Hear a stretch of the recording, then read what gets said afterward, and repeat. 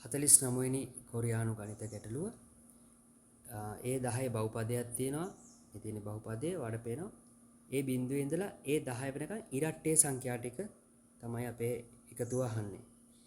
මෙතනදී ඔයාලා දන්නවා මේ වගේ බහුපද ශ්‍රිතයකට එක්ස්ට්‍රා ආදේශයන් ගේන්න ඕන.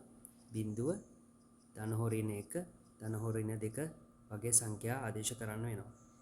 එහෙනම් අපි ආදේශ කරමු. මුලින්ම සැලකිලිමත් වෙන්න ඕන. ඒ ගැනත් බිඳුව ආදේශ කරලා බලමු.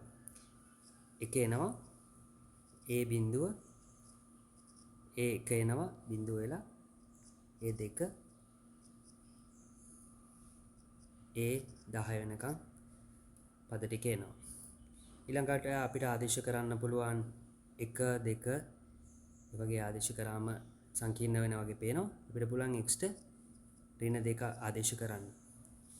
ඍණ 2 10 බලය ධන 1 සමානයි.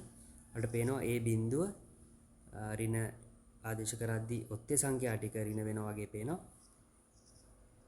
ඊට පස්සේ එන්නේ ඍණ, අවසාන පදේ ධන. දැන් මේ දෙන්න අපිට උත්තරේ දැනටමත් එනවා වගේ පේනව නේද? එකතු කිරීම කරොත් හරි.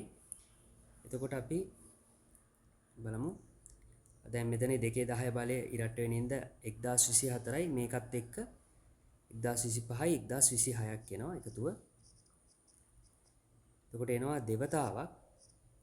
අපෙන් අහන ප්‍රශ්නේ මෙතට දාන්න තියෙන්නේ ඒ බිඳුව, ඒ 2 ඉරට්ටේ සංඛ්‍යා ටික, ඒ 4, ඒ 6, ඒ 8, ඒ 10.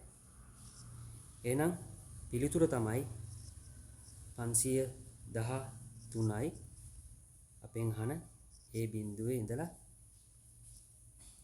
ඒ 10 වෙනකන්